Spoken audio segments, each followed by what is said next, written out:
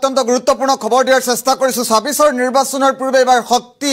নিজৰ ভেটি সুদৃঢ় কৰাৰ বাবে সাজু হৈছে এপিচিচি অসম প্ৰদেশ কংগ্ৰেছ কমিটিৰ তৰফৰ পৰা বৃহৎ যোগদান কাৰ্যসূচী অনুষ্ঠিত হোৱা পৰিলক্ষিত হৈছে ৮খন জিলাৰ নৱপ্ৰজন্ম এবাৰ ঢাল খাইছে কংগ্ৰেছৰ প্ৰতি ৰাজীৱ ভৱনত বৃহৎ যোগদান কাৰ্যসূচী আজিৰ দিনটোত অনুষ্ঠিত হোৱা পৰিলক্ষিত হৈছে আগন্তুক দিনতো কংগ্ৰেছত বৃহৎ যোগদান হব বুলি মন্তব্য কৰিছে ভূপেন বৰাই কত কত বৃহৎ যোগদান কাৰ্যসূচীৰ ৰূপায়ণ হব কংগ্ৰেছৰ প্ৰতিটো তথ্য মুহূৰ্তত জনোৱাৰ চেষ্টা কৰে এটা ব্ৰেকিং নিউজ এই মুহূৰ্তত ২৬ৰ নিৰ্বাচনৰ পূৰ্বে ভেটি সুদৃঢ় কৰিছে কংগ্ৰেছে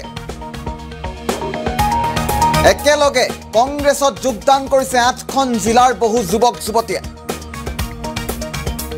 ভূপেন বৰা জাকিৰ হুছেইন সিকদাৰৰ উপস্থিতিত বৃহৎ যোগদান কাৰ্যসূচীৰ অনুষ্ঠিত হৈছে কংগ্ৰেছত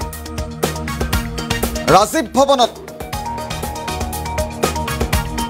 লগতে আপ নেতা কৰ্মীও যোগদান কৰা পৰিলক্ষিত হৈছে কংগ্ৰেছত আগন্তুক দিনত আৰু বৃহৎ যোগদান কাৰ্যসূচীৰ অনুষ্ঠিত হ'ব বুলি মন্তব্য কৰিছে কংগ্ৰেছৰ তৰফৰ পৰা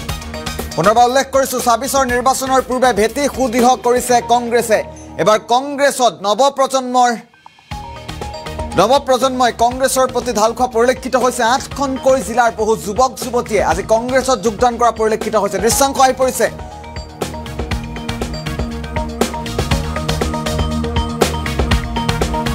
দৃশ্যাংশ মুহূৰ্তত দেখুৱাৰ চেষ্টা কৰিম কংগ্ৰেছত বৃহৎ যোগদান কাৰ্যসূচী অনুষ্ঠিত হোৱা পৰিলক্ষিত হৈছে ৰাজীৱ ভৱনত বৃহৎ যোগদান কাৰ্যসূচীৰ অনুষ্ঠিত হৈছে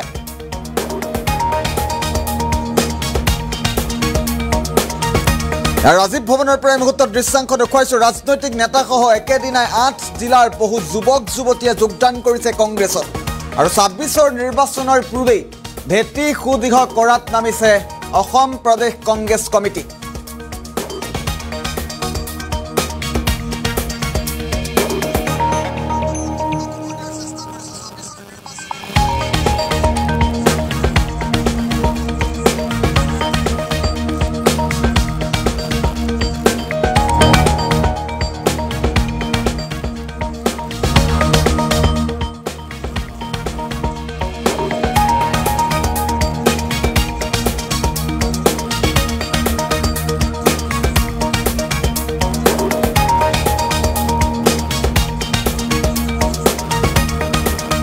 আমি মুহূৰ্তৰ শেহতীয়া দৃশ্যাংশ দেখুৱাইছো কংগ্ৰেছত বৃহৎ যোগদান কাৰ্যসূচী অনুষ্ঠিত হোৱা পৰিলক্ষিত হৈছে আমি দৃশ্যাংশ দেখুৱাই যাম তাৰ সমান্তৰালভাৱে এই মুহূৰ্তত ভূপেন বৰাৰ মন্তব্য আহি পৰিছে পুনে পুনে মন্তব্য শুনোৱাৰ চেষ্টা কৰিম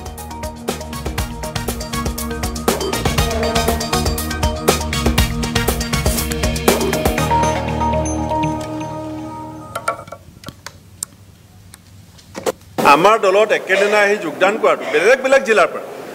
নিজৰ খৰচত বাছ ভাড়া কৰি আহিছে নিজৰ খৰচত কিছুমান ল'ৰাই ডিব্ৰুগড় তিনচুকীয়া নগাঁৱৰ ল'ৰা কালি ৰাতি আহি পেলাই